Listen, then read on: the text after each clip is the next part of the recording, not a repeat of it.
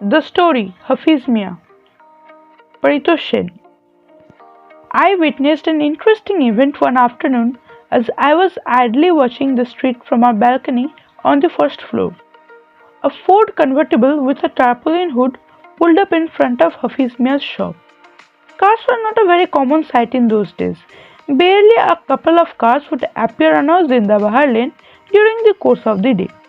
I was curious about the passenger under the hood of the car. The sight of the visitor brought Hafiz Mian to his feet. He hurriedly did a respectful Assalamu alaikum. A fairly complexioned young man in a bright red face cap and ghee-colored silk achkan got down. He was carrying a length of woolen fabric in his hand. In spite of his brown beard, the young man had somewhat a feminine look. He handed the fabric to Hafiz. "I want a coat made for me," he said. Hafiz happened to be down with a stomach ailment that day. This, coupled with an attack of the common cold, had played havoc with his vocal cords. This happened quite often. His coughing bouts would wake me up even in the dead of the night. He was also particularly in a foul mood, as was evident from his day-long tirade against Kallu. When the young gentleman spoke to him, Hafiz Mian put on his best manners and answered politely, "Please leave the material and come back after 3 days for a trial." The Nawabzada's cap fell off in astonishment. But, he stammered. "But you have not taken the measurements yet. How can you talk of a trial?"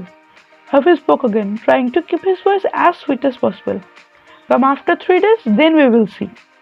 The Nawabzada was nonplussed. "The tailor is trying to pull my leg," he must have thought. However, without saying anything more, he got into the car and drove off. The tailor's voice, though feeble, had the authority of long experience and expertise. There was something in it which had obviously suggested to the Nawabzada that Hafiz Mian wanted him to leave because he was feeling out of sorts. Early the next morning, I found Hafiz bending over the fabric which was spread on the floor before him. With a flat piece of colored chalk, he was drawing straight and curved lines on it with infinite care.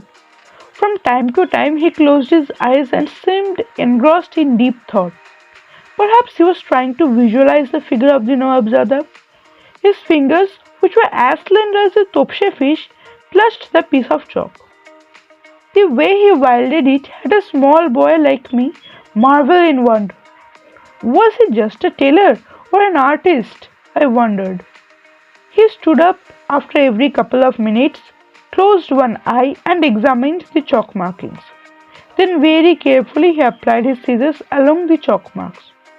How bold of him, I could not help thinking. In fact, I was getting nervous lest he made a mistake. The sleeve might be shorter than needed, or the back might be a little too tight. What would be the consequence then? I was panic-stricken. All kinds of ominous possibilities began to haunt me. Was it possible to stitch a coat without taking measurements, and that too for no less a person than a Nawabzada? How could an important person like him accept it and pay for it? Was this some divine bliss acquired through performing Milad Sharif at the shop every Jummah day, or was it just a plain madness? On the third day, I was up at the balcony, determined not to miss the fun, though with trepidation in my heart. It felt as though it was I who was being put in a difficult situation. What if the coat did not fit the Nawabzada? But Hafiz Mian was the least bit bothered.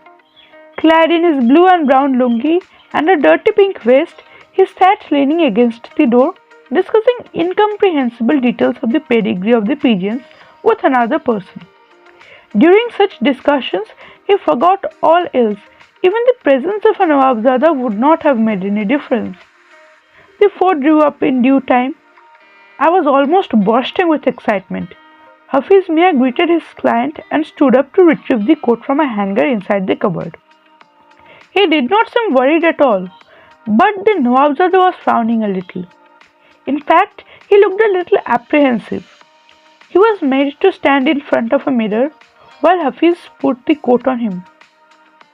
Wonder of wonders! It was a near perfect fit, The sleeves, shoulders, armpits, everything. There was only a tiny fold on the back. The Nawabzada was so surprised that he could not believe his eyes. He stood frozen like a statue in front of the mirror. For me, it was the eighth wonder of the world. Meanwhile, Ustad Hafiz Mia drew some signs like algebraic symbols on the coat and placed pins on the marked spots.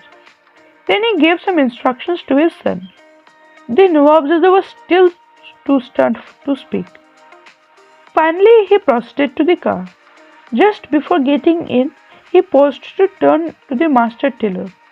A faint smile played on his lips as he mumbled to himself, Kamal, Kamal, Gazab, Gazab. After a couple of hours, the coat, neatly folded and pressed, was sent to the Nawab's palace through the Mia's son. What a wonderful craftsman! Completely bowled over by the skill and expertise of this illiterate man, I continued to stand on the balcony as overwhelmed as the Nawabzada. Please like, share and comment on this video. Don't forget to subscribe our YouTube channel. Thanks for watching.